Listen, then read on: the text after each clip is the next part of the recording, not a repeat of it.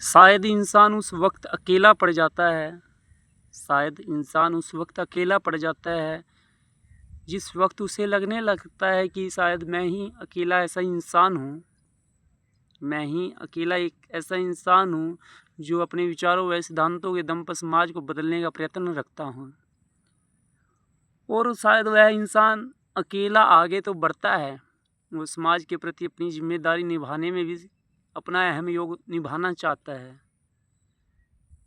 लेकिन सबसे बड़ा दुर्भाग्य यह है कि जब वह इंसान अकेले चलने का प्रयत्न तो करता है, समाज कहीं न कहीं उसकी निंदा भी करता है और उसकी विचारों की खिल्ली भी उड़ाता है। लेकिन वह इंसान कभी किसी की परवाह किए बिना अपने समाज, अपने देश, अपनी पंचायत, अपने कुल का अभिमान बनने का प्रयत्न करता है।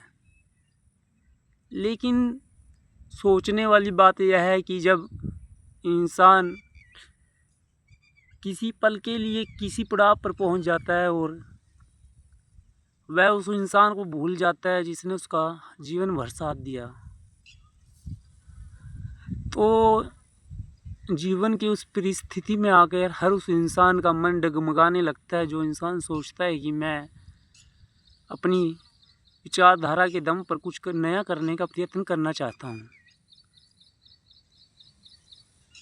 जिनके साथ पढ़ लिख कर इंसान बड़ा होता है, अगर वो लोग भी आपकी विचारधारा या आपकी भावनाओं को ना समझ सके, या तो उनका दुर्भाग्य है या फिर उस इंसान का ये दुर्भाग्य है जो कि समाज को एक नई रंग रूप दिशा देना तो चाहता है, लेकिन वह समाज उसके काबिल नहीं है।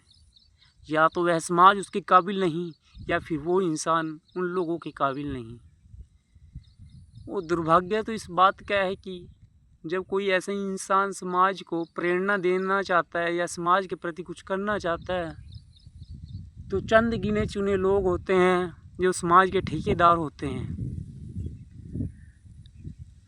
जो कहीं ना कहीं उस इंसान को यह महसूस भी कराते हैं कि हमसे बिना यहाँ कुछ नहीं।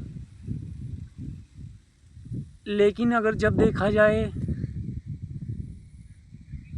तो समाज के वह लोग आज भी मूर्ख हैं और कल भी मूर्ख थे और भूतकाल में मूर्ख थे, जो उन लोगों की मीठी मीठी बातों में हर बार आ जाते हैं। वो दो फाड़ समाज के हो जाते हैं, दूसरे को आगे में करके अपना तीर तो चलाते हैं, लेकिन कभी समाज के बीच और अपने बीच में पारदर्शिता नहीं ला सकते। मैं हूँ चाहे कोई भी,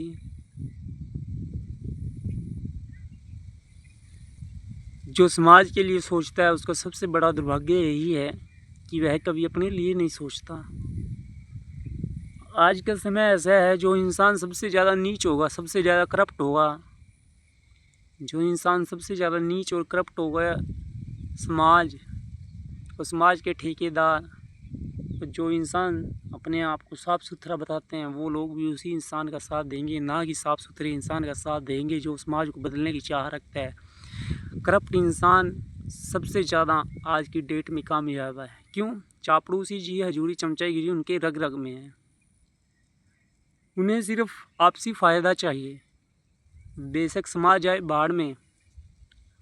आज मान लीजिए किसी पंचायत में कोई सरकारी प्रोजेक्ट आ जाए, 1000 करोड़ का या 2000 करोड़ का या 100 करोड़ का या 50 लाख का, उसके ऊपर सबसे पहली तीखी नज़र किनकी होगी? उन ठेकेदारों की, कि शायद हमारा भी हिस्सा पानी निकल जाए। लेकिन आम पब्लिक कभी नहीं सोचती कि वह इंटरेस्ट क्यों ले रहे हैं इसमें। यह इंटरेस्ट इसीलिए है। और जो लोग खुद को समाज सुधारक बतलाते हैं, वो समाज सुधारक के लिए प्रयत्न करते हैं, बनने की चाह रखते हैं, कुछ ना कुछ पद पाने की चाह रखते हैं। मेरा मानना तो यही है कि अगर आप पद की चाह रखते हैं तो अच्छी बात है। पद पाके इंसान के पास थोड़ी बहुत पावर आ जाती है। उस पावर का सही इस्तेमाल करके इंसान अपने समाज का, अपने देश का, अपनी पंचायत का विकास भी कर सकता है। लेकिन उस पद के पाने से पहले आपने क्या किया? समस्याएं तो हजारों करोड़ों हैं और रोज़मर्रा की ज़िंदगी में अनेकों समस्याएं हैं। लेकिन अगर एक जागरूक इंसान चाहे तो बिना पद के भी बहुत कुछ कर सकता है।